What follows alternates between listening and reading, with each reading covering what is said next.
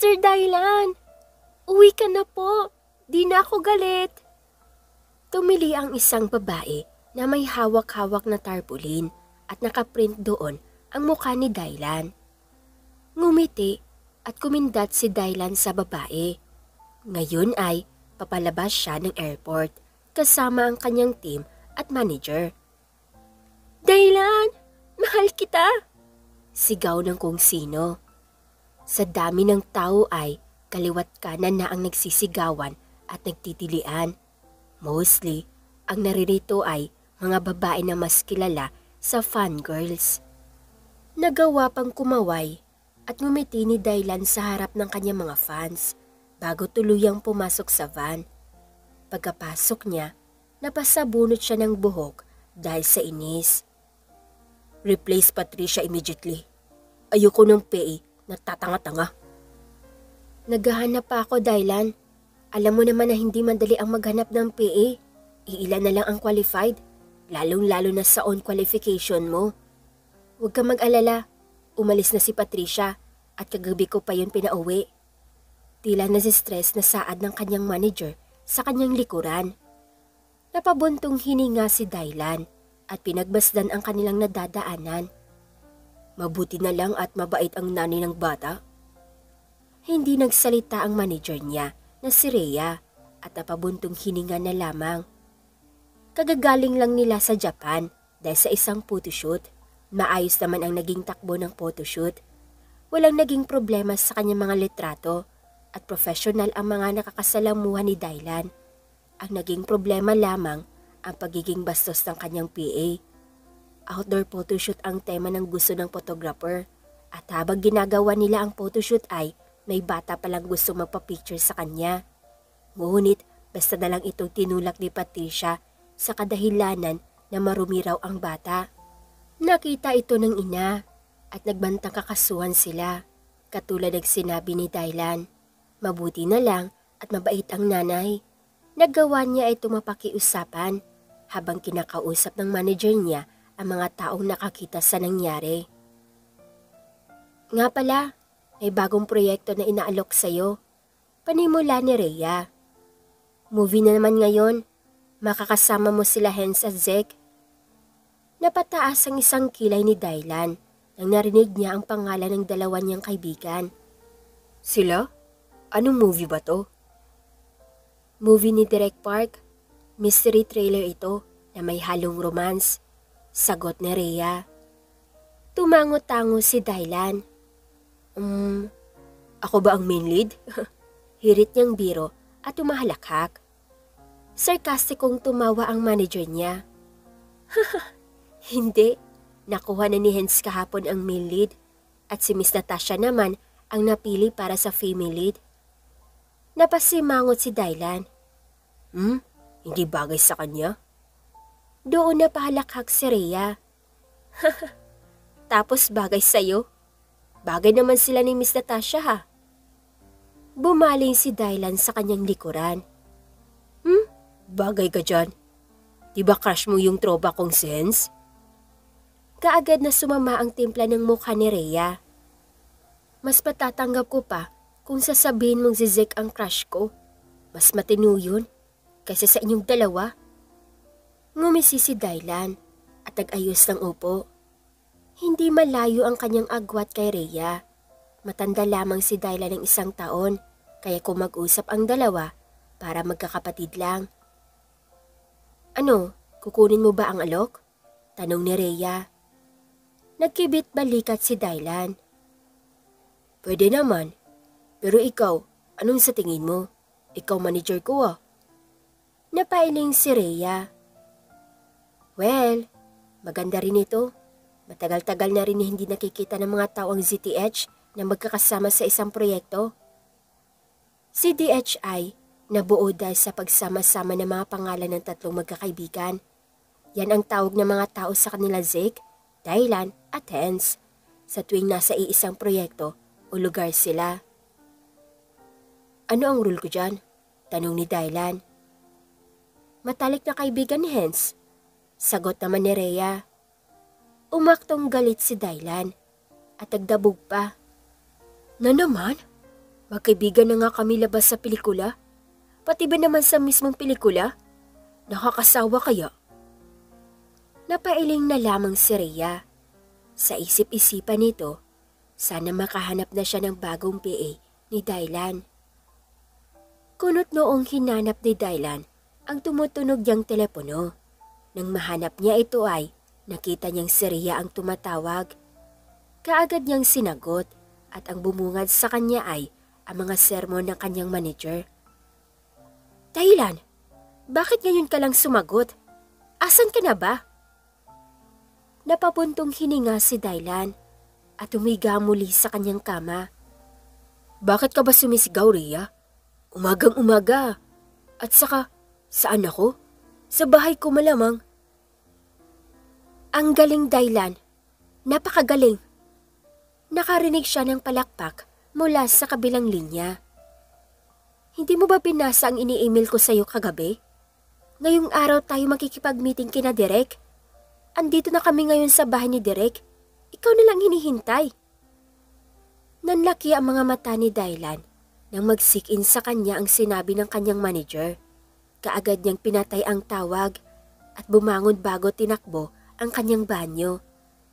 Pagkatapos niya mag-ayos ay kaagad siyang pumasok sa kanyang Cadillac. Halos paliparin na niya ito ng sobrang bilis ng kanyang pagpapatakbo. Pagkapasok niya sa bahay ni Derek Park, ang direktor na ilang beses na niyang nakatrabaho. Derek, magandang umaga! Sigaw na bati ni Dylan na ikinagulat ng ilan. VIP ka ba? Para hintayin ng halos 3 oras? Naiiritang tanong ni Zeke. Ang usapan alas 7 ng umaga. Paalala ko lang sa'yo. Ilang beses ka nang tinatawagan ni Rhea. Bulok ba yung eardrums mo? Humahalakhak si Hens na nakahiga sa sofa. Napairap naman si Rhea habang sina Derek Park at scriptwriter na si Denise ay napailing at mga manager nila Hens at Zeke tahimik lang at napainom ng juice. Napakamot ng ulo si Dylan. Pasensya na, medyo natagalan ang live ko kagabi kaya napuyat ako. Saad niya at umupo sa tabi ni Rhea. Kaya ka pala viral na naman, Dylan. Bahagyang natawa si Derek Park. Siyempre, ganyan talaga kapag pogi, Derek. Umangat ang gilid ng labi ni Dylan. Bawal bumoses kapag late. Pangaasar ni Hens. Hindi na lang pinansin ni Dylan ang pangaasar ni Hens at nilibot niya ang kanyang paningin. Kulang ata tayo. Asan ang female lead mo, Edge? Tanong ni Dylan kay Hens. Wala pa si Nata. Hindi pinatapos si Dylan si Hens.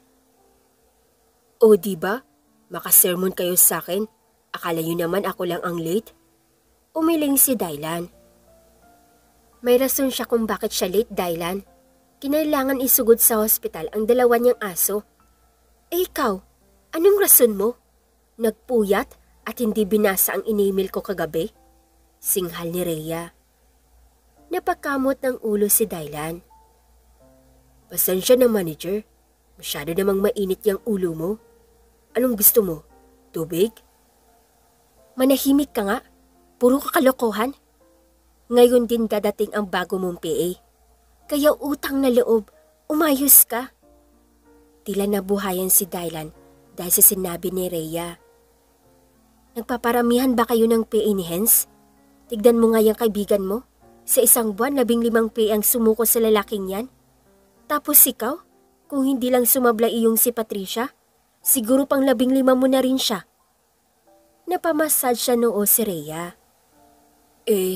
Kasalanan ko bang madali silang mahulog sa mga palaro ko? Ngumisi na nakakaloko si Dylan. Akmang magsasalita na sana si Rhea nang naunahan siya magsalita ni Zeke. Tama na yan. Andito na si Natasha. Lahat sila napalingon sa kakarating lang na babae. Magandang umaga. Sorry late ako. Bigla na lang kasi ayaw kumain ng mga aso ko at ang tatamlay nila. Paumanhin ni Natasha.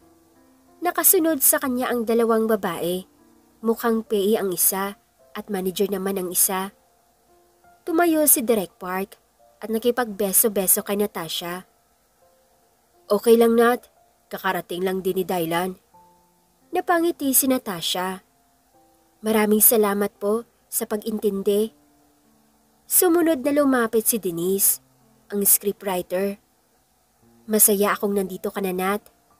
Nakangiting saad ni Denise. Ako rin po. Pangalawang proyekto ko na po ito kasama kayo.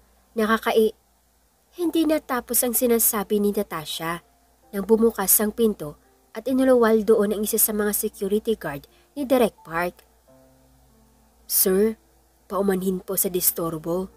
Ngunit may babae po sa labas. Hinahanap po si Miss Rhea raw po, saad ng guard. Ako? Tumayo si Rhea. Bakit daw po? Ang sinabi niya lang po ay nag-message raw po siya sa'yo pero hindi mo raw nire-replyan ang mga mensahe niya. Sagot ng guard.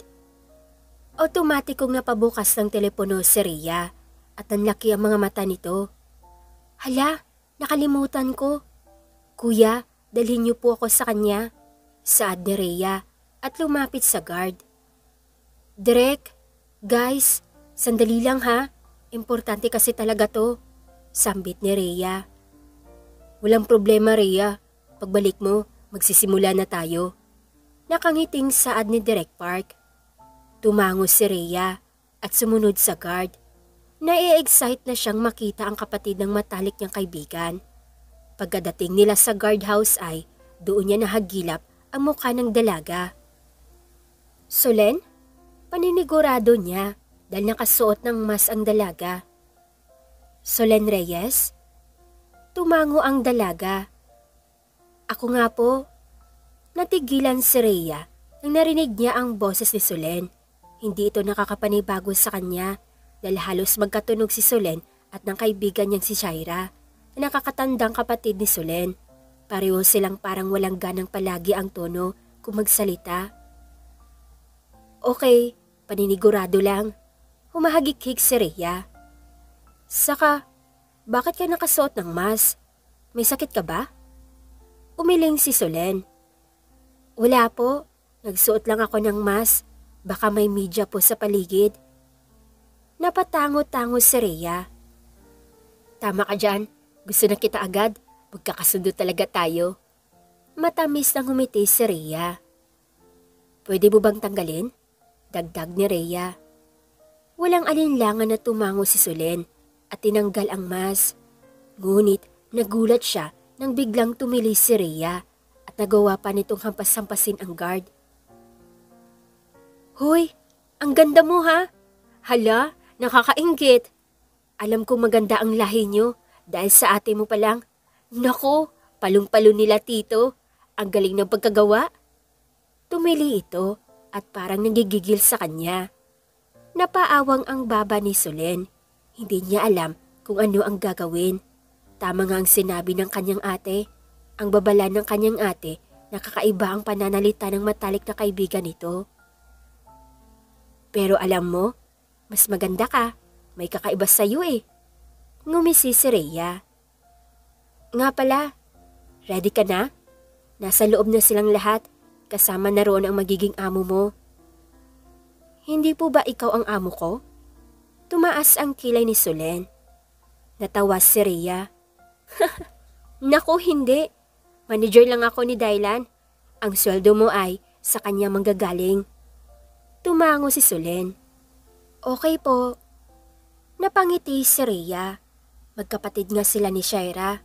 Parehong madali kausap. Ano, tara na? Sige po, sagot ni Solen. Hinawakan ni Rhea ang kamay ni Solen at masayang hinila ang dalagang tahimik lamang. Hindi nga baka sa pagmumukha nito kung nai-excite o kinakabahan ba siya sa una niyang araw. Yung tipong wala palaging gana ang ekspresyon ni Solen. Sa kabilang dako, nasa sala pa rin ang lahat habang kumakain ng bagong handang merienda. Makapal ang mukha ni Hens at nagawa pang mamburaot ng pangmerienda kay Direk Park. Ang tagal naman ata ni Rhea, tanong ni Zek. Sundan mo, Mismo naman agad, saad ni Hens habang ngumunguya ng popcorn. Nga pala, kamusta ang photoshoot mo sa Japan, Dylan? Narinig kong may nangyari raw, sabi ng photographer. Pagbubukas si Denise ng bagong pag-uusapan. Maayos naman, magaling ang photographer. Nagka-problema lang sa PA ko. Walang ganang sagot ni Dylan. Sino nga yun? Si Patricia? Tanong ni Queen, ang manager ni Hens. Tama, si Patricia Valdez. Anong meron sa kanya? Mukhang naintriga si Denise sa pagsali ni Queen. Napangisi si Queen. Halata bang may dala akong baon? Halatang halata, hindi ka naman tatahimik ng ganun katagal kung hindi ka nakikichismis sa kung saan. Sabat ni Rain, ang manager ni Zek. Napahalakhak si Hens. Totoo yan. Nakatanggap ng masamang tingin si Hens galing sa kanyang manager. Aaminin ko na. Medyo mahilig din ako sa mga ganyang baon. Anong meron sa kanya? Parang narinig ko na ang pangalan niya. Pagsasali ni Natasha sa usapan. Siguro, isa ka sa dumalo sa kaarawan ng anak ni Mayor Simon. Pamilyar siya, hindi ba? Isa ka siguro sa nahuling umalis sa venue. Babaeng kinaladkad palabas sa mansyon. Pamilyar ba? Ngumisi at sumipsip ng juice si Queen. Napakunot noo si Natasha at kalaunan ay napasinghap. Hala, napatakip ito ng baba gamit ang isang kamay. Dahil sa reaksyon ni Natasha ay naintriga rin ang lahat na makarinig sa pinag-uusapan. Siya yun? Gulat na tanong ni Natasha at tumango-tango si Queen bilang sagot. Kaya pala pamilyar, siya ang babaeng kinaladkad ng kasintahan ni Aeon. Aeon Simon? Ang nag-iisang uniko iho ni Mayor? Tanong ni Zeke na tila naninigurado. Tama, pumalakpak si Queen. Kaya pala, pamilyar sa akin si Patricia. Sa unang pagkikita pa lang namin, alam ko na kaagad na may kakaiba sa babaeng yun. Alam niyo ba, ba't siya kinaladkad ng kasintahan ni Aeon? Ay mga ante, hinalikan ba naman si Aeon? Tapos si Aeon naman, walang kamalay-malay na pinagsasamantalahan na pala siya ng sekretarya niya dahil nakatulog siya sa kalasingan. Halos, sabay-sabay na naglabas ng reaksyon ang lahat habang nagsasalita si Queen. Ang dugyot ha? Ay, mga mama mong rapper. Reaksyon ni Direk Park na may biglang nagsalita sa kanyang gilid. Si Rhea iyon. Nakatalikod kasi ang posisyon ni Direk kaya hindi niya namalayan ang paglapit ni Rhea. Humalakhak si Rhea at bumalik sa may pintuan. May bisita ako. Oy Direk, nagpaalam ako sa iyo ha. Promise, hindi siya magkakalat at magkakaabala sa atin. Sino ba yan, Rhea? Baka may kasintahan ka na pala, tapos sinatago mo lang ha? Ngumisi na nakakaloko si Hens. Ano nga tawag dun? Loki? Mababang nota? Bahagya pa itong tumawa. Nakakatawa yun, Etch. Pangbabara ni Zeke sa kaibigan niyang sablay magbiro. Napairap na lamang si Rhea. Hehe, manahimik nga kayo. Singhal ito. Ayun na nga, ang bisita ko ay napaka-espesyal na tao. Saka masaya akong nabubuhay siya dahil kung hindi, baka pumuti na lang ang buhok ko kakahanap ng bagong PA para kay Dylan. Napataas ng tingin si Dylan mula sa kanyang telepono.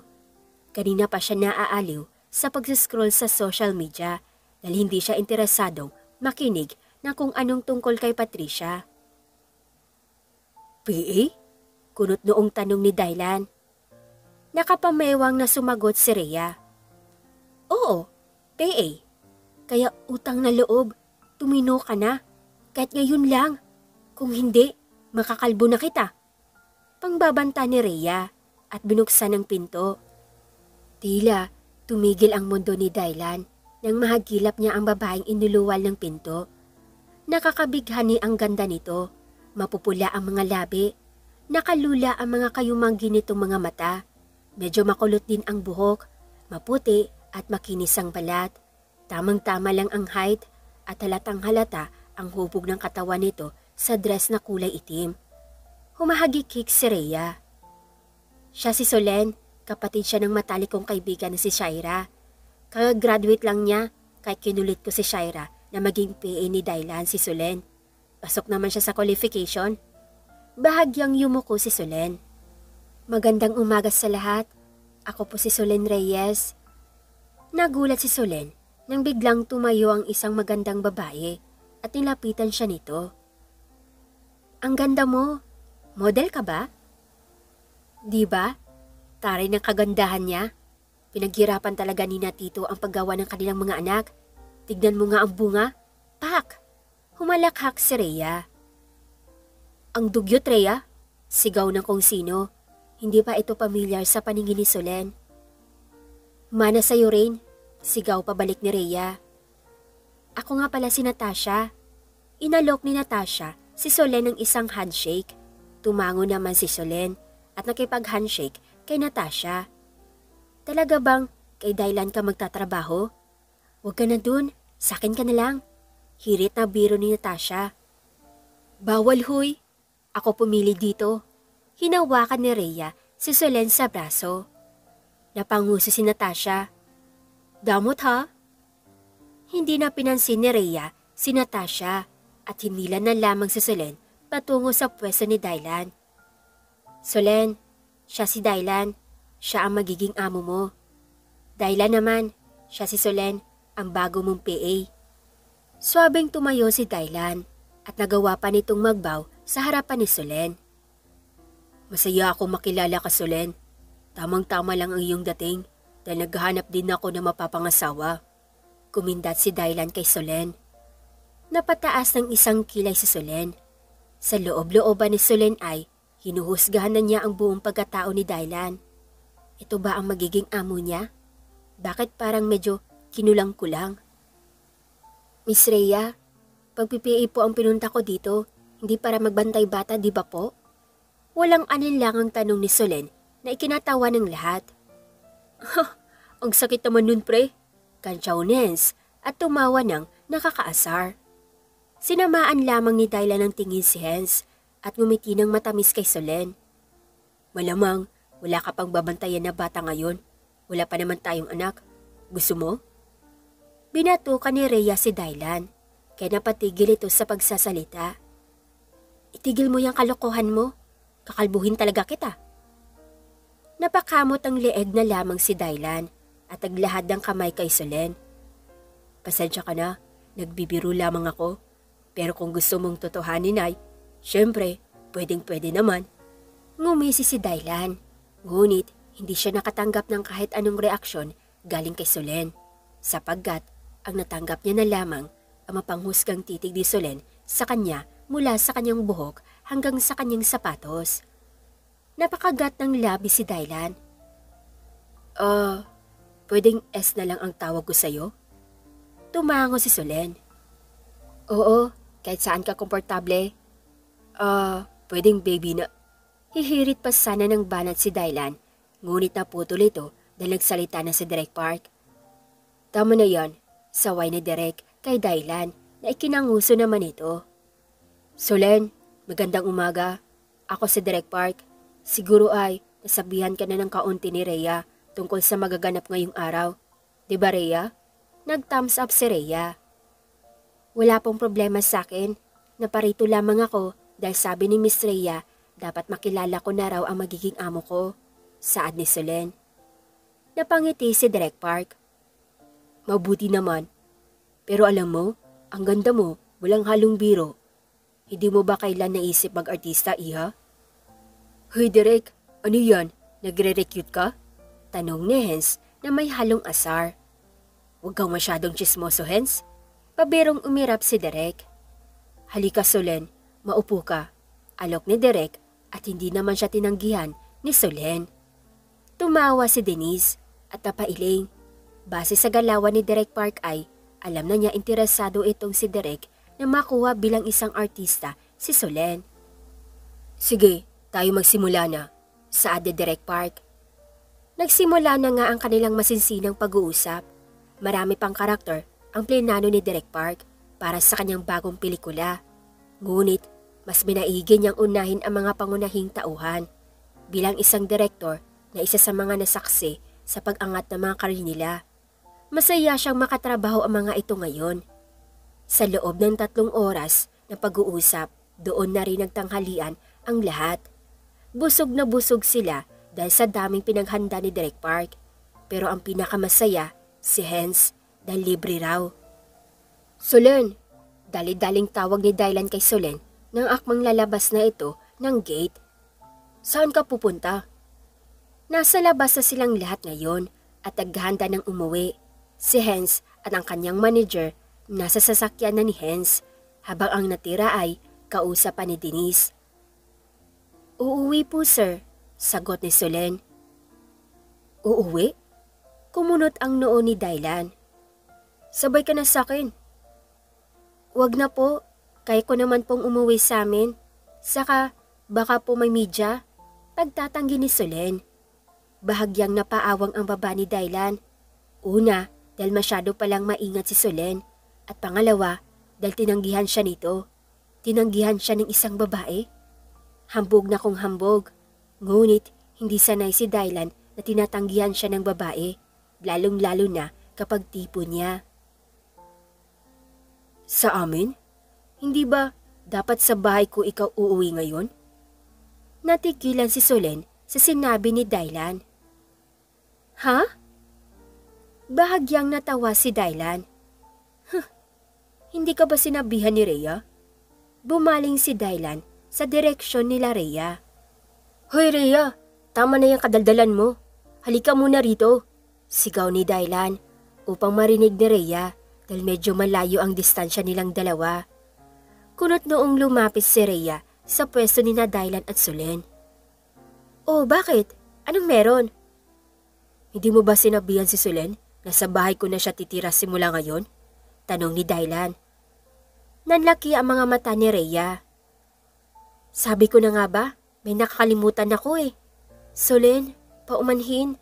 Nakalimutan kong bagitin na bilang PA ni Dylan ay dapat kasama kanya kung saan at sa lahat ng bagay. Napatulala si Solen. Habang pinoproseso ang pangyayari, tinatanong niya ang kanyang sarili kung tama ba itong pinasok niya at kung bakit siya pumayag sa alok ng kanyang ate. Natigilan si Solen nang nakita niya ang kanyang amo sa labas ng bahay na walang suot na pangtaas. Mukhang napansin ni Dylan ang kanyang presensya dahil napaangat ito ng tingin at ninitian siya. Magandang umaga, Es. Napangiwi si Solen dahil sa lakas ng sigaw ng kanyang amo. Mukhang galing ito sa pagja-jogging dahil pawisan nito at nakasuot pa ng jogger. Nilapitan ni Solen si Dylan. Sir, kakatapos ko lang po magluto. Kumain ka na po? Sigurado akong masarap ang mga niluto mo. Tara, sabayan mo ako mag-agahan. Alok ni Dylan. Umiling si Solen. Hindi po ako kumakain ng kanin sa umaga. Itinaas si Solen ang hawak niyang mug na may lamang gatas. Gatas lang po iniinom ko sa umaga. Ngumisi na nakakaloko si Dylan at hinapit ang bewang ni Solen na ikinalaki ng mga mata ng dalaga. Mahilig ka pala sa gatas. Kahit sa gabi ba, mahilig ka pa rin? Bulong ni Dylan kay Solen. Napakagat ng labi si Solen dahil sa nakikiliti siya. Tumikim si Solen at bahagyang itinulak si Dylan. Sa umaga lang? Bakit? Hindi makapaniwala si Dylan na tumitig sa dalaga at natawa. Masyado kang seryoso, Solen. Seryosohin kita, gusto mo? Hindi ko gusto. Walang alinlangan na sagot ni Solen at iniwan ang amo na ngayon ay nakanganga si Dylan habang nakatingin sa papalayong si Solen. Napailing na lamang si Solen. Alam niya kung ano ang ginagawa ni Dylan. Ngunit mas pipiliin niya ang huwag magpaapekto kaysa masali sa listahan ng mga babaeng umuwi ng sawi dahil sa playboy na aktor. Wala sa sariling tumatawa si Dylan. Ang babaeng yun? Mahinang bulong niya sa sarili at napagdesisyon niyang pumasok sa kanyang bahay dahil baka mapagkamalan pa siyang baliw na tumatawang mag-isa. Pagkatapos ng agahan at pag-paper eye, sabay na lumabas sina Dylan at Solen. Hindi ka naman masyadong naglilinis at kumikilos sa pamamahay mo. Bakit wala kang mga kasambahay? Tanong bigla ni Solen habang naglalakad sila patungo sa van. Ngumisi si Dylan habang inaayos ang kanyang kwelyo. Ayoko ng maraming tao sa pamamahay ko. May mga tao namang pumupunta dito bawat linggo para maglinis. Sinadya ko rin na may sariling matutuluyan ang mga guard at driver ko. Napatango si Solen at pinagbuksan ng pinto ang amo. Nagulat siya nang nakita niya si Rhea sa loob. Ngumiti at kumaway si Rhea kay Solen. Ngumiti at tumango si Solen bilang tugon kay Rhea at nabaling ang tingin ni Solen kay Dylan dahil hindi pa ito pumapasok sa van. May maliit na ngiti sa mga labi ni Dylan. Ang magagandang babaeng katulad mo ang dapat pinagbubuksan ng pinto. Kumindat ito sa kanya. Mauna ka nang pumasok, Es. Hindi na pumalag si Solen at sinunod ang utos ng amo. Humahagik-hik si Rhea na nakaupo na sina Dylan at Solen. Gumagano na kayo ha? At tabi pa talaga kayo? Nagkatinginan ang dalawa pero si Solen ang unang umiwas. Lilipat na lang po ako, sambit nito at akmang tatayo, ngunit hinila siya paupo ulit ni Dylan. Huwag ka nang tumayo, umaandar na tayo oh. Gusto mo bang madisgrasya? Huwag mo nalang pansinin yang si Rhea, wala lang yang magawa. Saad ni Dylan. Humalakhak at pumalakpak si Rhea. Napakagaling, masyado ka atang mabait Dylan. Ikaw ba talaga yan? Nag-iwas na lamang ng tingin si Solen at bumaling sa mga tanawin ng kanilang nadadaanan. Sinamaan ng tingin ni Dylan si Rhea. Magtigil ka na nga, manager. Dati pa ako mabait. Umirap si Rhea. Sa kaliwa, nakaupo sila Dylan at Solen habang nasa kanan naman si Rhea. Kaya klarong-klaro ni Dylan kung paano umiirap ang kanyang manager. Nga pala, sa ABZD ang diretsyo natin ngayon. Pag-uusapan na ang lahat-lahat dahil kompleto na ang mga aktor at aktres na gaganap sa mga karakter. Solen, nabasa mo ba ang in-email ko sa iyo kagabi? Tanong ni Rhea. Opo, kaagad na sagot ni Solen. Sir, pagkatapos po ng pagtitipon na to ay may online interview ka ngayon 1 p.m. tapos contract signing sa DBM Cosmetic para sa bago niyong photoshoot. Tumango si Dylan. Sige, anong oras ng contract signing? 3 p.m. po, sagot ni Solen. Sige, magpa-reserve ka sa Lola Citas. Gusto ko rin maghapunan ngayong gabi. Utos ni Dylan. Kaagad na kinuha ni Solen ang telepono at hinanap ang numero ng Lola Citas. Halos lahat ng mga paboritong kainan ni Dylan ay kabisado na ni Solen dahil kasama ito sa in-email ni Rhea kagabi.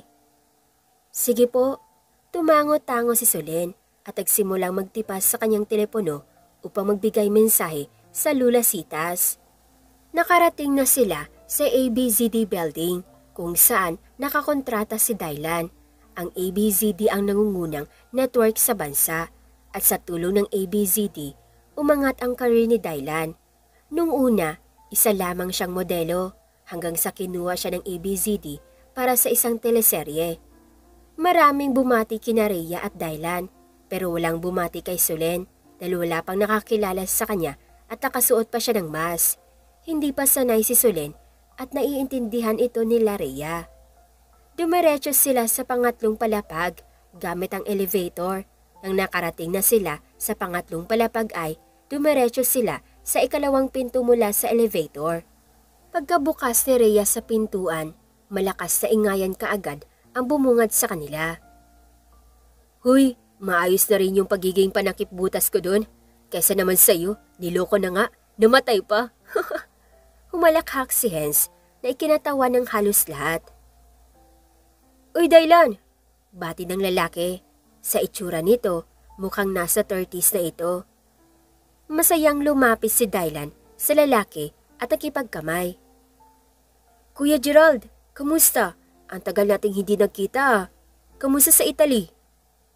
Maayos naman, maraming chicks. Nakangising sagot ni Gerald. Lumalagpas sa 20 ang mga tao sa loob ng malawak na kwarto. Ang iilan ay pamilyar kay Solen, lalong-lalo na si Lian, ang 17 taong gulang na aktres. Kaya ka pala paborito ng mga paparazzi, kuya? Tumawa si Dylan. Napailing si Gerald at inalok sila Dylan na maupo. Mayroong 3 couch na nakakahon ang pagkaayos sa kanang parte ng kwarto, habang sa kaliwang parte ay mayroong mahaba at malapad na lamesa.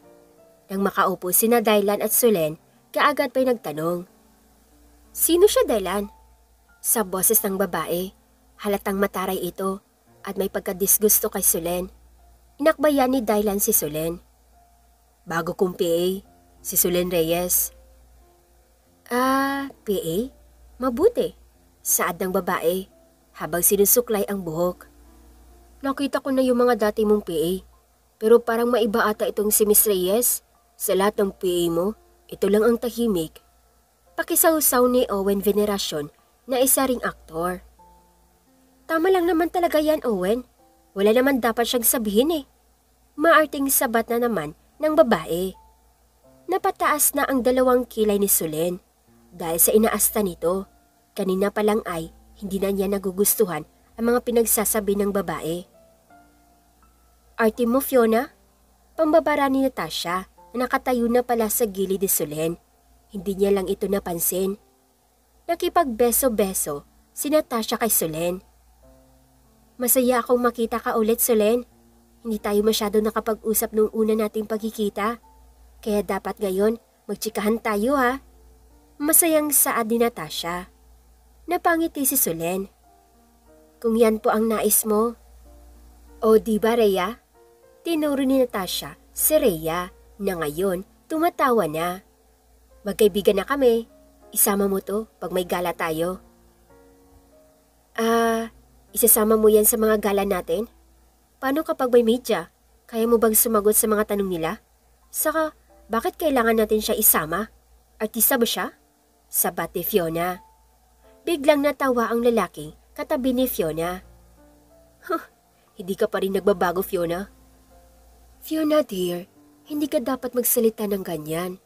Diyos ko, kung makapagmayabang pa naman yung ina sa simbahan tungkol sa iyo ay dinaig pananalo ng loto. Napailing ang isang matandang babae, nagangalang Wendy. Ngunit kahit matanda na ito ay lumilitaw pa rin ang kagandahan at pasensya nito ay halatang karespetado. Napayuko na lamang si Fiona. Hindi naman ikaw ang magdesisyon kung isasama si Solen.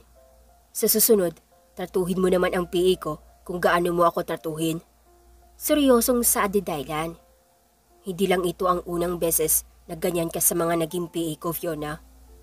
Tumayo si Allen, ang lalaking nagsalita kanina, at lumapit kay Dylan. Kalma ka lang, pre.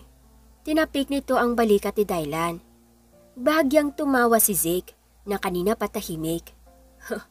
Kalmado siya sa lagay na yan. Tumataas ang boses ni Dylan kapag galit.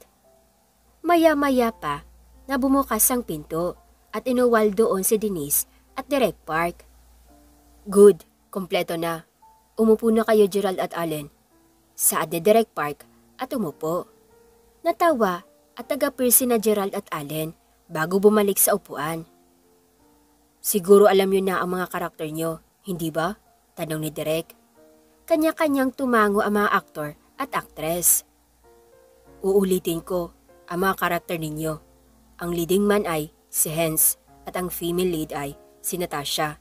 Si Natasha ay may kaibigan at yun ang karakter ni Fiona. Si Zeke at Dylan ang matatalik na kaibigan ni Hens. Saka may papel ang ama ni Zeke at yun ang karakter ni Gerald. Isa rin siyang Napatigil si Direk Park sa pagsasalita nang humalakhak si Hens. Traidor ka pala, Kuya Gerald eh. May halong biro namang binato ni Gerald si Hens ng tissue. Sa una lang ako traidor, huy. Napabuntong hininga si Direk Park. Balik tayo. Ang karakter naman ni Mrs. Wendy ay ang yaya ni Natasha na tumayong nanay niya. At huwag natin kalimutan si Allen, ang panganahing kontrabida. Huli ay sina Helen at Olen. Si Helen ang may-ari ng agency at commander naman si Owen. Pagpapatuloy ni Derek. Napatingin si Solen sa babaeng nakaupo katabi ni Gerald. Hindi niya ito napansin dahil ang mukha nito ay natatabunan ng libro. Siguro iyon ang Helen, saad ni Solen sa isipan. Ang kwento ay maglalaro sa 3 agent na may misyon. Pagpapaliwanag ni Derek at doon nagsimula ang mataas na pag-uusap. Pagkatapos ng meeting, kaagad nagpaalam sila Dylan dahil sa contract signing. Pagkatapos ng contract signing ay saktong alas 6 na dahil na-move ang contract signing sa alas 4 ng hapon at tatapos ang meeting kanina mga alas 3 ng hapon. Pangalan po? Tanong ng isang staff. Dylan Rodriguez, sagot ni Solen. Ngumiti ang staff at iginaya sina Solen at Dylan na sundan siya. Dinala sila ng babae sa may kaliwang parte at malapit ito sa isang engrandeng bintana. Nakapunta ka na ba rito? Tanong ni Dylan na makaupo silang dalawa. Umiling si Solen. Hindi pa sir. Siguro ako ang una mong kadate no? Nakangising tanong ni Dylan. Napakagat ng labi si Solen at saglit na nag-iwas ang tingin. Hindi naman po to date sir. Tumawa si Dylan. Pero kung ayain nga kita mag-date, ako ang magiging una? Napabuntong hininga si Solen dahil sa kakulitan ng kanyang amo.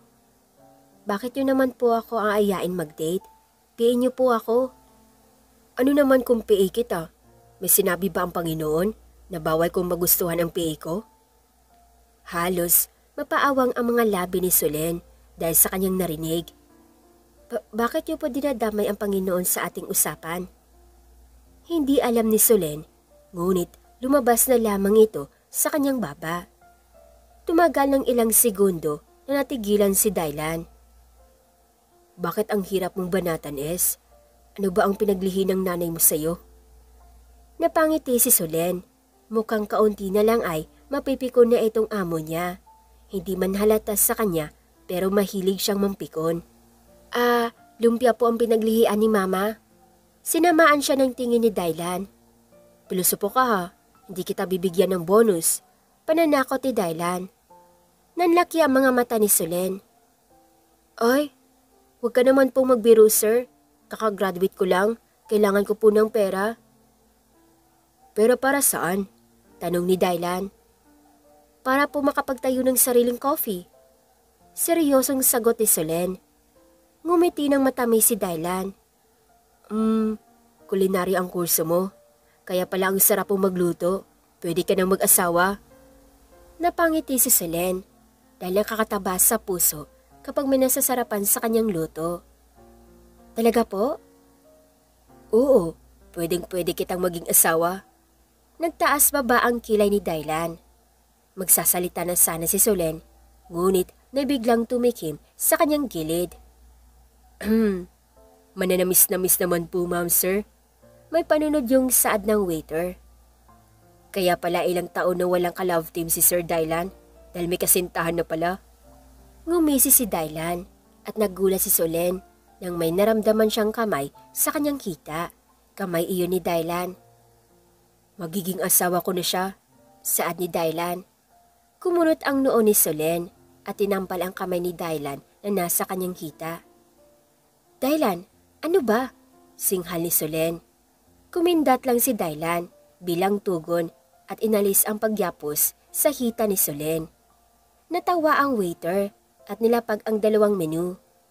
Babalik po ako maya-maya, saad nito at umalis. Hindi alam ni Solen, ngunit ang labis ang tibok ng kanyang puso. Hindi niya na lamang ito pinansin at dumampot ng menu. Sinubukan niyang mag-focus na lang sa pagpipili ng pagkain, ngunit hindi niya magawa dahil naririnig niya ang mahinang tawa ni Dylan. Sir, pinutol ni Dylan ang kanyang sasabihin. Tawagin mo akong Dylan, mas gusto ko yon. Ngumiti si Dylan. Dandahang tumango si Solen. Hindi naman masama kung tawagin niya sa mismong pangalan ang kanyang amo, kung ganun ay ang amo niya pa ang mismong nagsabi. Good. Napangiti ng malawak si Dylan.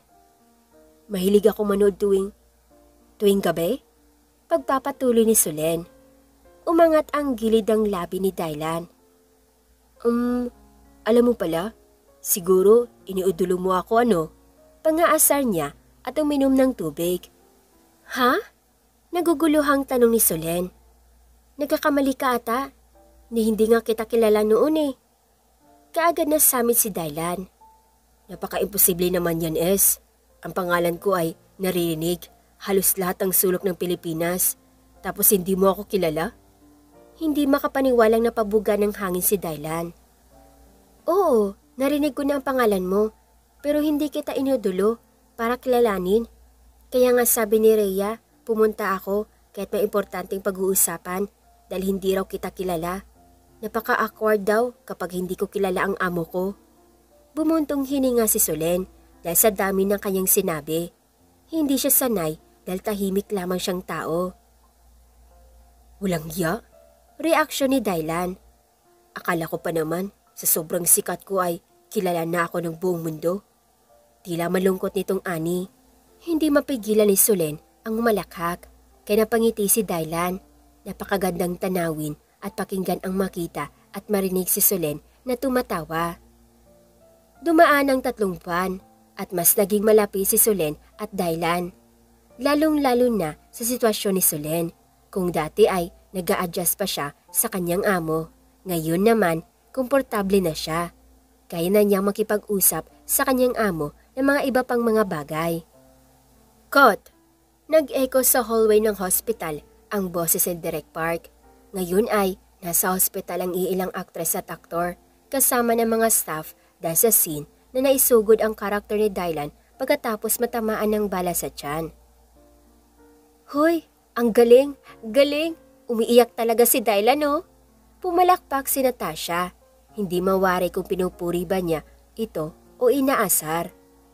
Napuno ng tawanan sa paligid at mas lalong lumakas ng kunwaring galit at nagpadyak ng isang paa si Dylan. Direk, bakit kasi ako ang iiyak? Hindi ba dapat sila? Ako kaya ang nabaril? May pagtatapong saad ni Dylan. Hindi ko kasalanang na emosyonal ang karakter mo dahil sa pagdadrama ni Zeke at Hens. Natatawang saad ni Direk Park. Patuloy pa rin sa pagtawa si Hens at nakaupo na nga ito sa sahig habang si Zeke ay napakagat ng labi. Isa rin yan, Direk. Hindi bagay kay Hens ang magsalita ng ganun. Reklamo ni Dylan. Dapat hindi mo sinalo ang bala. Ex, ano, iiwan mo kami? Paano kung natuluyan ka? Panggagaya ni Dylan sa linya ni Hens kanina. Hindi bagay? Napaka-plastic niya kanina. Tumayo ito mula sa pagkahiga sa hospital bed at lumabas ng kwarto kung saan nakatambay ang mga staff at ang mga direktor. Tinawanan lamang ni Direk si Dylan. Huwag yun ang pansinin itong si Dylan. May 30 minuto kayong pahinga. May mga pagkain na dyan. Kumain kayo. May ilan naghiyawan dahil sa sinabi ni Direk. Napakagat ng labi si Solen at nilapitan si Dylan. Ginunguso mo dyan? Pinagkakaisahan nila ako. Sumbong ni Dylan kay Solen. Para kang bata, saad ni Solen at tumingkad bago punasan ang noo ni Dylan gamit ang bimpo na hawak-hawak niya. Malamig naman, pero bakit ka pinagpawisan? Pigil ngiting sinagot ni Dylan si Solen. Ikaw kayang umiyak dun. Nakaka-stress kayang umaktong naiiyak kahit sa loob-looban mo gusto mo na talagang tumawa. Napailing si Solen. Nagugutom ka ba? Oo, sobra, sagot ni Dylan. Tumango si Solen. Sige, kukuhanan kita ng pagkain. Akmang tatalikod na si Solen. Kaagad siyang hinapit ni Dylan sa bewang. Huwag kang kumuha dun. Yung binaon natin ang gusto kong kainin. Napakunot ang noo ni Solen. Hindi ba sinabi mong mamaya na lang yun kapag bibiyahin na tayo pa uwi? Ayaw, ngayon na lang. Umangat ang gilid ng labi ni Solen. Huwag kang magpa-cute, hindi bagay sa'yo. Pangaasar niya at iniwan si Dylan para sandaling kunin ang bag niya. Sumunod naman kaagad si Dylan kay Solen at nang nakuha na ang bag ni Solen ay kaagad hinila ni Dylan ang dalaga patungo sa isang kwarto. Binuksan ni Solen ang ilaw at masamang tinignan si Dylan. Sa lahat ng pwede mo akong hilahin, bakit sa stockroom pa? Humahagik-hik si Dylan at umupo sa isang maliit na upuan. Halika, upo ka dito, saad ni Dylan at inapik ang upuan na katabi niya. Pero mas mataas ang upuan kumpara sa inuupuan ni Dylan. Napabuga ng hangin si Solen at sumunod na lang sa gusto ni Dylan dahil wala rin siyang magagawa. Inilabas ni Solen ang 2 Tupperware at inilapag ang bag sa sahig. O ayan, dapat wala akong marinig ni isang reklamo sa iyo mamaya tungkol sa baon mong yan ha? Ginusto mo yan? Paalala ni Solen. Masayang tumango si Dylan at binuksan ang kanyang baon. Simula na natikman niya ang carbonara ni Solen ay naging paborito niya na ito. Ang sarap!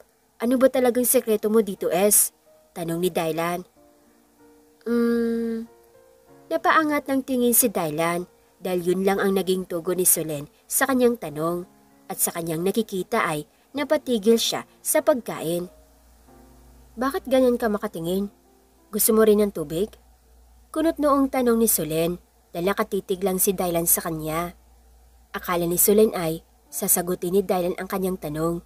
Ngunit nagulat siya nang bigla na lamang siyang hilain nito at hinalikan sa labi. Naramdaman niya pa ang dila nito na tila hinahaplos ang gilid ng kanyang labi. Tumagal ng ilang minuto ang kanilang halikan dahil sa una ay hindi tumugon si Solen. Ngunit parang may tumutulak sa kanyang suklian ang mga halik na binibigay ni Dylan. Solen, gusto kita. Simula nang narinig ni Solen ang mga katagang iyon mula sa mga labi ni Dylan ay hindi na niya kayang kausapin ang binata. Pagkatapos ng kanilang halikan kanina ay kaagad niyang tinakbuhan si Dylan. Ngayon ay kakarating lang nila sa bahay ni Dylan at dali-dali naglakad si Solen patungo sa hagdanan para sana pumunta sa kanyang kwarto. Ngunit nagulat siya nang bigla na lamang siyang lumutang sa ere. Dylan, ano ba? Tili niya dahil buhat-buhat siya ngayon ni Dylan ng pagka-bridal style habang paakyat ito sa hagdan. Ngumisi si Dylan at hinalikan siya sa noo. Hindi tayo pwede magpahinga ngayon nang hindi tayo nag-uusap, Mrs. Pasensyahan tayo. Binigyan ni Solen si Dylan ng masamang tingin at hinampas ng 2 beses ang dibdib nito. Wala tayong pag-uusapan, kaya ibaba mo na ako. Ayoko, Mrs. Hindi tayo matutulog ngayong gabi na hindi nagpapansinan. Hindi mo ako, Mrs. Hinampas si Solen ulit sa dibdib si Dylan at sinadyang maging malikot para bitawan siya ni Dylan. Pero siya rin ang kusang tumigil dahil kahit gaano pa siya kalikot ay nagawa pa rin buksan ni Dylan ang pinto ng kwarto nito. Bumungad sa kanila ang pula at itim na pinagsamang disenyo. Hindi nagulat si Solen dahil nakapasok na siya sa kwarto ni Dylan dati. Maingat na ibinaba ni Dylan si Solen sa kanyang kama. Mag-uusap tayo, Solen. Seryosong saad ni Dylan. Tumingala si Solen para magtama ang tingin nila ni Dylan. Anong pag-uusapan natin? Tungkol ba sa halik? Hindi na kailangan. Kayang-kaya ko yun kalimutan. Buong tapang na sambit ni Solen. Hindi lang sa halik. Huminto saglit si Dylan at napasabunot ng buhok. Alam mo, nagkamali rin ako kanina. Mali yung sinabi kong gusto kita. Hindi na kaya ni Solen ang pananakip ng kanyang dibdib kaya nagsalita siya. Tama, buti alam mong mali yung sinabi. Kaya pwede ba? Paraanin mo ako dahil wala na tayong dapat pag-usapan. Tumayo si Solen at nakakaisang hakbang pa lamang siya nang hinapit siya sa bewang ni Dylan. Magrereklamo na sana si Solen, ngunit sumalubong kaagad sa kanya ang mga matatamis na labi ni Dylan. Kumala si Dylan sa halik. Nagkamali ako dahil hindi lang kita gusto. Mahal kita, Solen. Hinihingal nitong sambit. Napaawang ang mga labi ni Solen at tila naging blanko ang kanyang pag-iisip. Imposible mang paniwalaan dahil mas kilala akong puro lang laro at hindi seryoso pagdating sa ganitong bagay. Pero Solen, Bigyan mo ako ng pagkakataong mapatunayan sa iyo na seryoso ako. Hinawakan ni Dylan ang dalawang kamay ni Solen at iginaya ang mga ito patungo sa mga labi ni Dylan at maingat na hinalikan. Mahal na mahal kita, Solen. Nahulog ako sa iyong pagngiti at sa kung ano ka bilang isang babae. Napahanga mo ako sa iyong pananaw sa buhay. Kahit sa mga simpleng bagay na iyong ginagawa ay napapatibok ang aking puso. Napakagat ng labi si Solen at dahan-dahang tumango. Pag-iisipan ko, Dylan. Kahit na iilang buwan pa lang tayong magkakilala, alam mo mas gusto kong pag-iisipan ng maigi ang isang bagay bago magsalita. Tumango si Dylan at walang pasabing hinalikan ang dalaga at kaagad naman tumugon si Solen sa mga halik ni Dylan. Naiintindihan ko, Mrs. Maghihintay ako kahit gaano pa katagal. Bulong ni Dylan kay Solen at niyakap ito. 2 linggo na ang lumipas at masasabi ni Solen na napatunayan nga ni Dylan ang kanyang sarili. Ngayon, nasa rentahang mansyon ni Derek, ito nagsisilbing bahay ng karakter ni Hens. Bakit ka lumabas, Solen? Alam mo bang napakadelikado na iyong ginawa? Nag-iisip ka ba? Akto ni Hens sa kanyang linya. Sinampa ni Natasha si Hens. Nag-iisip ako, David. Ikaw ang hindi. Sa tingin mo ba, kaya ko lang umupo dito sa mansyon habang napapahamak na ang pamilya ko sa labas? Pamilya ko yun, David. Palibhasa, hindi mo naiintindihan. Talaga ngayon pa kayo mag-aaway? Tumayo si Dylan. May malaki tayong problema ha. Ipapaalala ko lang sa inyo. Nabaling ang tingin ng lahat kay Hens dahil linya na niya. Pagsabihan mo yung sila... Nagpisan si Hens na ikinatawa ng lahat dahil nabulol siya. Sorry, Derek. Kasi si Derek Park ay natawa. Paniguradong may madagdagan na naman sa bloopers. Ang sakit ng sampal ni Natasha, Derek. Halatang may galit sa akin. Saad ni Hens habang hinahaplos ang kanyang pisngi. Hindi kaya makapalang ang mukha mo kaya napalakas ang sampal ko. Pasensya na. Humalakhak si Natasha. Sinamaan ni Hens nang tingin si Natasha. Queen, tawagan mo nga si attorney. Sasapahan ko tong sinat ng kaso. Sinaktan niya ang aking kagwapuhan. Napatampal ng noo si Queen. Manahimik ka. Wala kang ganun. Napuno muli ng tawanan ang paligid. Napatingin si Solen sa kanyang telepono nang tumunog ito. Siya lamang ang nakakarinig sa tunog dahil naka-headset siya. Nakita niya na ang ate Shaira niya pala ang tumatawag. Lumabas muna siya sa mansyon bago sinagot ang tawag. Ate Shai? Tawag ni Solen. Yes, Solen. Asan ka ngayon? Tanong ng kanyang ate sa kabilang linya.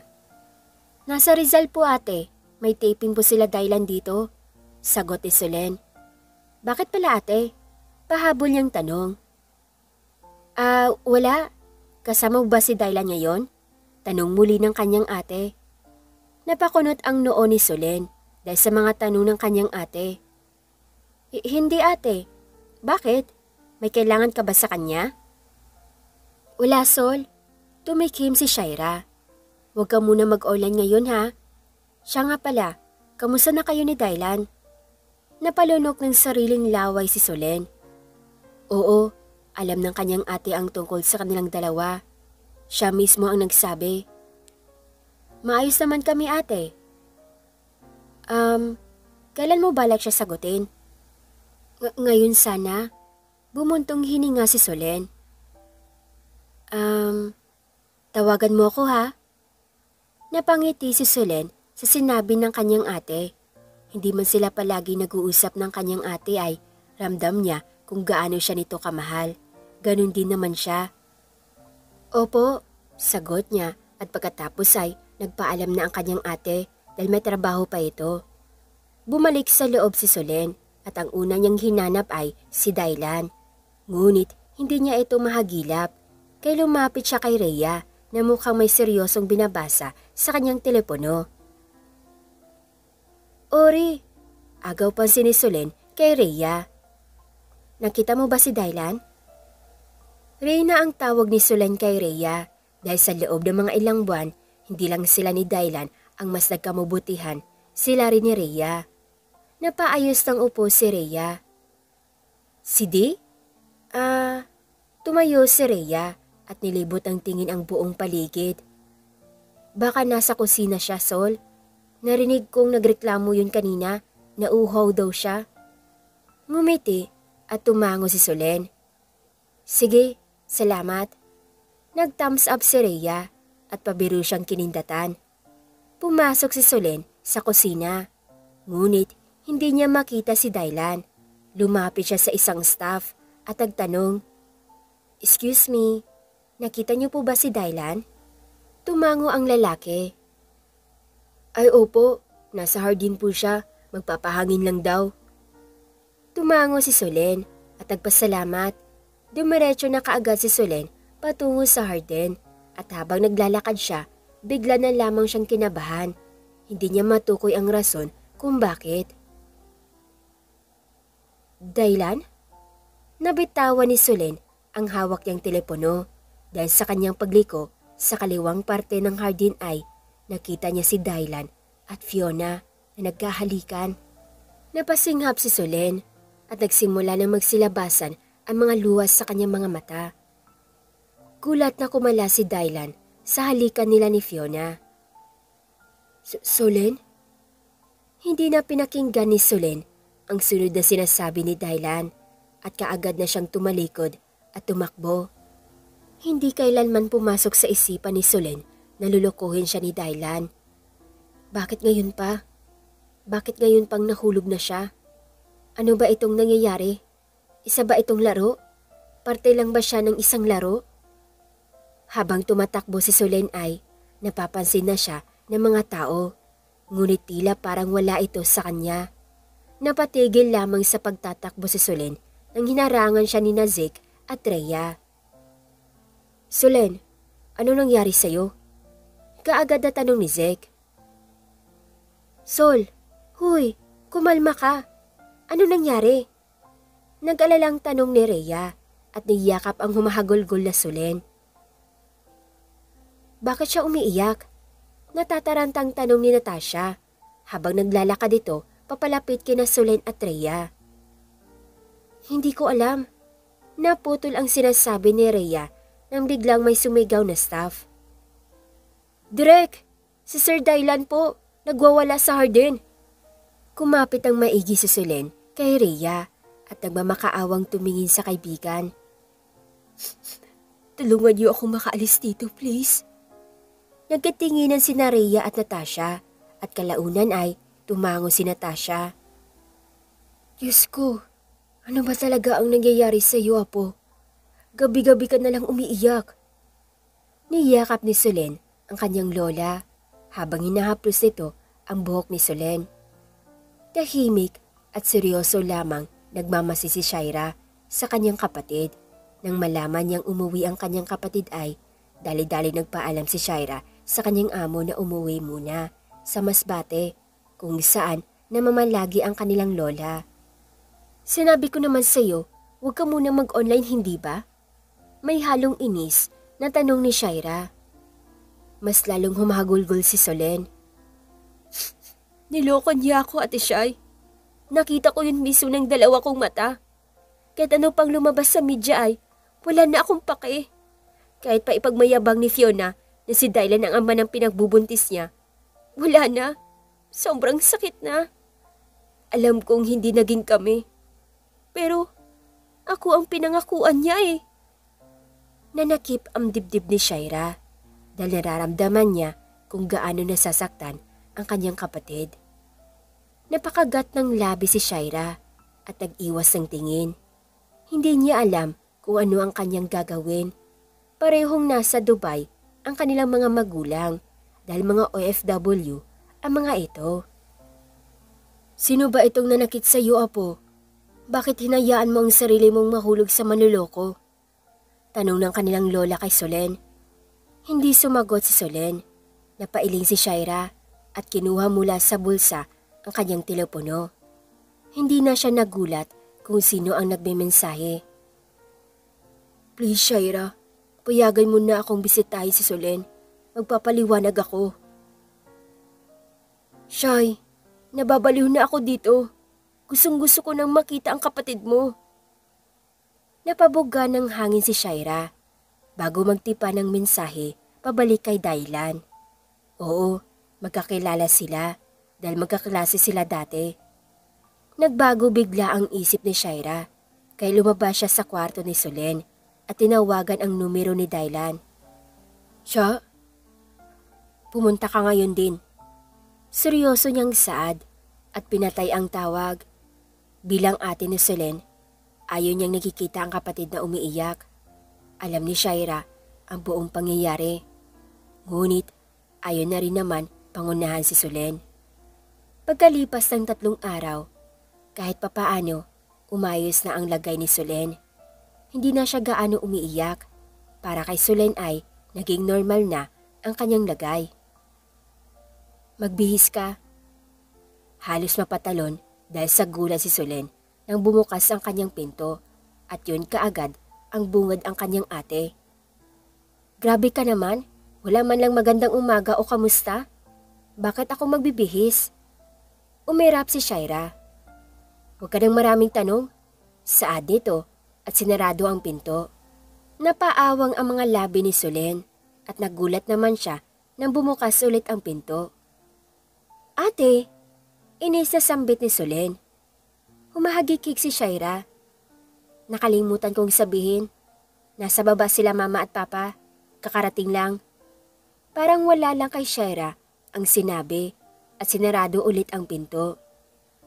Napakurap-kurap si Solen. Nandito sila? Umuwi sila? Sigaw ni Solen na parabang may kausap. Dali-daling naligo at nagbihis si Solen bago bumaba. Hindi nga siya binibiro ng kanyang ate dahil sa kanyang pagbaba ay sinalubong siya ng kanyang mama at papa. Solen, ang bunso ko. Mahigpit siyang niyakap ng kanyang ama at hinalikan sa noo. Namiss kita pa, nakangiting saad ni Solen. Ako rin anak, natatawang tugon ng kanyang ama at ginulo ang buhok ni Solen. Abay, ako rin bunso, miss ka rin ni mama. Pero mukhang mas miss mo yung tatay mo na. Huminto sa pagsalita ang ginang at natatawang malambing na niyakap si Solen. Na ano mahal? Tanong ng tatay nila na si Jacinto. Nilingo ni Maria, ang nanay nila Shaira at Solen, ang kanyang asawa na ngayon ay nakanguso. Huwag mo nang tanungin, baka umiyak ka. Oh, ayan naman yung mga bangayan ninyo. Dinaig niyo pa ang mga bata? Saad din Nanay Lorraine, ang nanay ni Maria. Tara na sa hapagkainan. Nagluto ako ng paborito nila Solen at Shaira. Ay, paano naman ang paborito kong ulam, ma? Pabirong saad ni Jacinto. Sa kakanahuan, mga bata muna. Sagot ni Nanay Lorraine. Humahalakhak si Solen. Kami kasi ang paborito pa. Pangatlo ka lang kasi syempre, pangalawa si mama. Pabirong na pabadyak ng isang paa si Jacinto at umupo dahil nasa pagkainan na sila. Pinagkakaisahan ninyo ako Ipamumulto ko kayo kay inay at itay. Dinadamay mo pa sila mama mahal? Baka ikaw multuhin nila Natatawang saad ni Maria sa asawa bago bumaling kay Shaira. Nga pala anak, dito ba mag-aagahan yung bisita na sinasabi mo? May bisita ka ate? Kunot noong tanong ni Solen. Tumango si Shaira. Oo, pero hindi ako sigurado kung dito yun mag-aagahan. Masyado pang kabado ang bisita natin. Bakit naman? Sabihin mo kamo na mababait tayo at hindi tayo nangangagat. Biro ni Jacinto. Nakatanggap ng hampas sa balika si Jacinto galing sa asawa. Puro kakalokohan? Ngumisi si Shaira. Baka magbago isip mo mayapa. Nga pala, bakit biglaan naman po ata ang uwi ninyo? Tanong ni Solen sa magulang. Ngumiti si Maria at hinawakan ang kamay ng anak. Nabalitaan namin ang nangyari sa iyo, anak. Mas minabuti naming damayan ka kaysa ang magtrabaho. Katulad ng aming ginawa noong nasawi rin sa pag-ibig ang ate mo. Uy ma, sobrang tagal na nun. Huwag na natin balikan. Agad na nareaksyon ni Shaira at kagaad na tumayo. Napaawang ang labi ni Solen. Hala ka ma, napikon si ate. Saan ka pupunta anak? Tanong ni Jacinto. Hindi ako nagtatampo. Sundiin ko lang ang bisita ko. Nasa labas na raw siya. Nababakla at ang pumasok eh. Bagyang natawa si Shaira at binuksan ang pinto. Napabuga ng hangin si Maria na ikinatawa nilang lahat.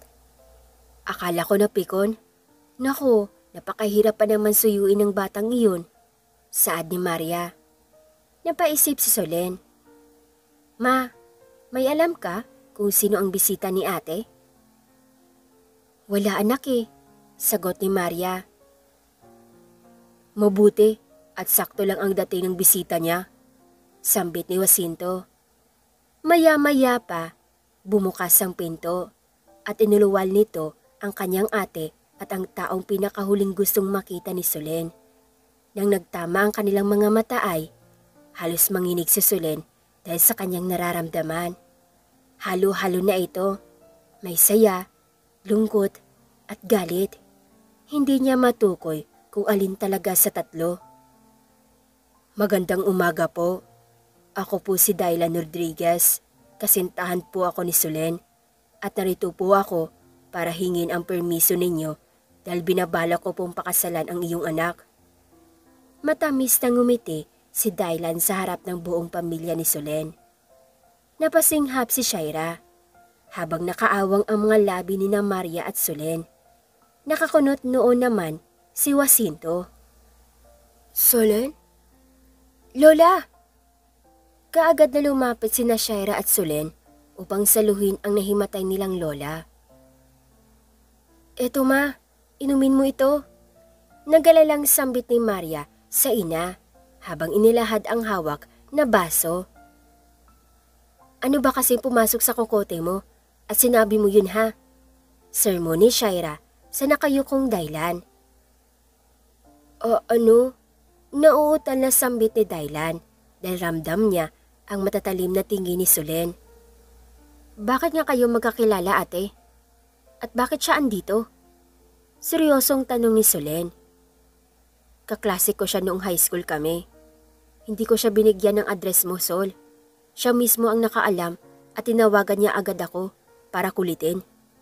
Marahas na bumuntong hininga si Shaira. Ilang araw ko kaya ininda ang pagkukulit niya. Anong sadya mo rito, Dylan? Walang ganang tanong ni Solen kay Dylan. Buong tapang na sinalubong ni Dylan ang matalim na tingin ni Solen.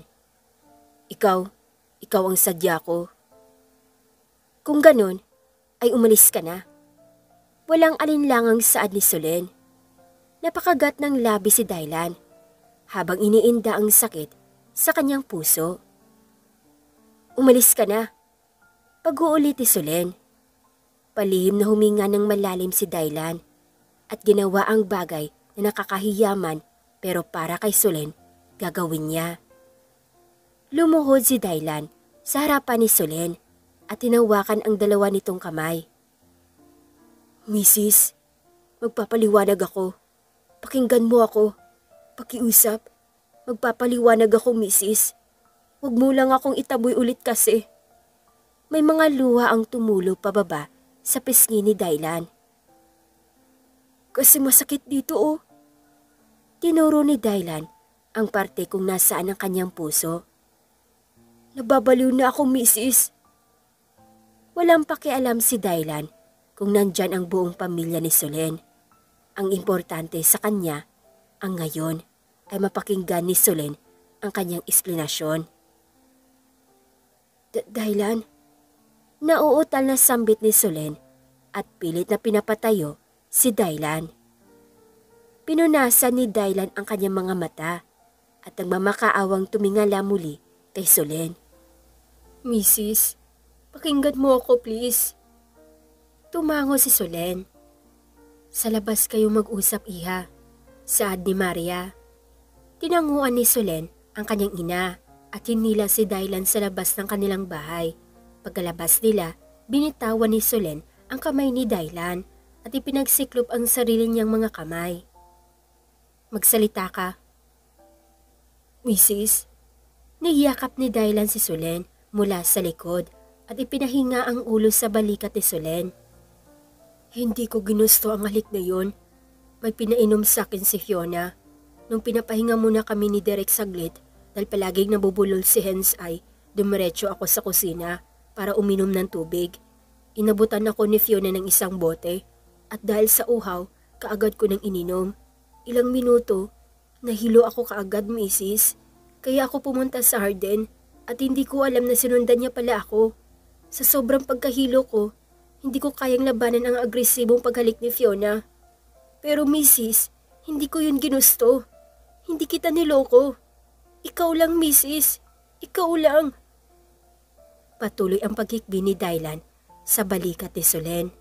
Habang si Solen, napakagat ng labi at pinipigilan ang sarili na maiyak. Hinarap ni Solen si Dylan at pinunasan ang mga mata ng binata. Tumahan ka na. Tinatanggap ko na iyong paliwanag. Tila nabuhayan ang mga mata ni Dylan. Talaga? Walang bawian? Natawa si Solen. Walang bawian, Dylan. Huhu! Pagsigaw ni Dylan at sinuntok pa ang hangin. Humahalakhak si Solen. Itigil mo yan. Baka may makakita sa'yo. Lagot ka na naman sa media. Trending ka pa naman ngayon. Pabirong umirap si Dylan at hinapit ang bewang ni Solen. Wala akong pake. Masaya ako at dahil sa iyo yun, Mrs. Ngumiti si Dylan at sinuklian naman ng matamis na ngiti ni Solen. Dahan-dahang inilapit ni Dylan ang kanyang mukha kay Solen at hinaplos ang pisngi ng dalaga. Maglalapat na sana ang kanilang mga labi nang may biglang tumikim sa likuran ni Solen. Tama na yan. Saad ni Jacinto at napailing. Mga kabataan nga naman. Kaagad na tinulak ni Solen si Dylan. Pa? Kinakabahan na saad ni Solen. Itinaas ni Jacinto ang isa niyang daliri. Huwag ka na magpaliwanag, bunso. Ikaw naman. Tinuro ni Jacinto si Dylan. Ano nga pangalan mo? Dylan po. Magalang na sagot ni Dylan. Sige. Tulungan mo ako mag-igib ng tubig. Utos ni Jacinto. Napalunok si Dylan. Mag-igib po? Tumaas ang isang kilay ni Jacinto. Abay oo. May problema ka ba ron, Dylan? Wala po. Tutulong po ako. Magalang na sagot ni Dylan. Napahagikik si Solen. Ikaw? Mag-iigib ng tubig? Ngumiti si Dylan at hinalikan sa noo si Solen. Para sa'yo, Mrs. Kinabukasan, isang panibagong bagay na naman ang bumungad kay Solen. Si Dylan ba yung nagsisibak ng kahoy? Hindi makapaniwalang tanong ni Solen. Humahalakhak si Shaira habang may hawak na 2 tasa. Oo, ginising siya ni tatay at pinagsibak ng kahoy. Binigay ni Shaira ang isang tasa kay Solen. May laman itong mainit na kape. Napangiti si Solen. Salamat, ate. Bakit ikaw lang? Asan sila, mama? Namalengke, kasama si Lola. Si Papa, andyan sa tabi-tabi, nagre-relax kasi may tagapagsibak na raw siya ng kahoy. Halos magkasabay na napailing sina Shaira at Solen. Nga pala, maghanda ka ngayon. Marami-rami ang inimbitahan ni Mama. Saad ni Shaira na ikinagulat ni Solen. Inimbitahan? Bakit? Ano bang meron ngayon? Naguguluhang tanong ni Solen. Halos masami si Shaira dahil sa tanong ng kapatid. Ha? Huwag mong sabihing nakalimutan mong kaarawan mo ngayon. Happy birthday to you. Kanta ng mga tao sa bahay nila Solen. Sobrang bilis ng pangyayari. Kanina, gulat na gulat siya dahil nakalimutan niyang kaarawan niya ngayon. Tapos ito na, sineselebrate na nila ang kaarawan niya ngayon. Hipan mo na ang kandila, misis. Huwag mong kalimutang humiling. Kumindat sa kanya si Dylan. Siya kasi ang may hawak ng cake. Ngumiti si Solen bago pumikit at hinipan ang kandila. Naghiyawan ang lahat at may iba pang nagsisigawan ng kainan na. Kaya napailing si Solen. May mga bisita talagang pagkain lang ang nais. Pero ang ikinagulat ni Solen ang biglaang pagluhod ni Dylan sa kanyang harapan. Dylan? Hindi natapos ang sinasabi ni Solen nang biglang naglabas ng pulang kahon si Dylan. Binuksan ni Dylan ang kahon at lumitaw doon ang napakagandang singsing. Solen, misis ko, maaari mo bang tuparin ang aking mga dasal gabi-gabi? Maaari ba kitang maging Mrs. Rodriguez? Yes na yan, Solen. Nakakainggit. Iilan sa reaksyon ng mga bisita. Tumingin si Solen sa kanyang pamilya. Nag-thumbs up ang kanyang lola at ate habang may ngiti sa labi at sina mama at papa niya naman halos parehong tumango. Naiiyak pa ang kanyang ina. Dahan-dahan siyang tumango kay Dylan. Sa'yo ako, Dylan. Misis mo ako. Tumayo si Dylan at sinuot ang singsing sa kanyang daliri. Hinawakan ni Dylan ang pisngi ni Solen at walang pasabi itong hinalikan. Maraming Hindi natapos ang sinasabi ni Dylan nang biglang bumukas ang pinto ng bahay at inuluwal doon sina Helen, Fiona, Rhea, Natasha, Hans at Zeke. Helen, ano ba? Tumigil ka na! Sigaw ni Rhea at pilit na pinipigilan si Helen sa paglalakad.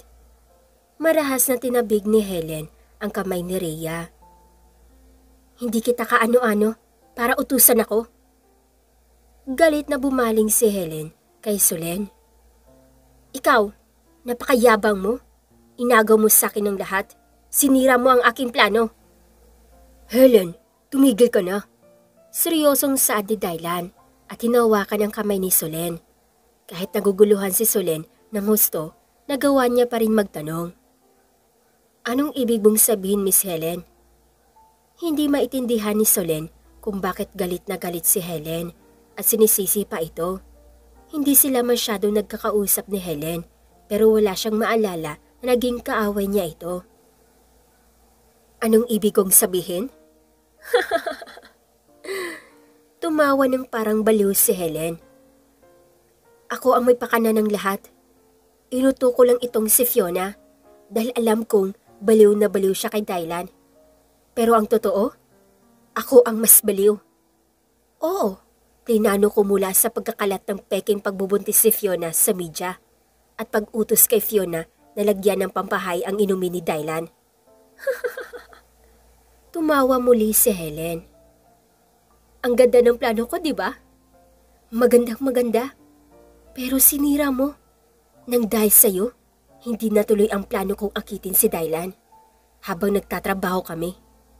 Alam mo bang, minapula ko ang mga hurado para makakuha ako ng isang role sa pelikula ni Direk Park? Akin si Dylan. Akin siya! Naging tahimik ang paligid na tila may dumaan ng mga anghel. Helen, nababaliw ka na, saad ni Natasha. Baliw na kung baliw, Nat. Pero papatayin ko ang babaeng yan, sigaw ni Helen. Tumigil ka na, sabay na saad ni Hans at Zeke. Akmang lalapitan nila si Helen, ngunit sumigaw ito at nagwala. Umisang hakbang si Solen. Ako na ang bahala, saad niya sa kanyang mga kaibigan bago ngumiti ng matamis kay Helen.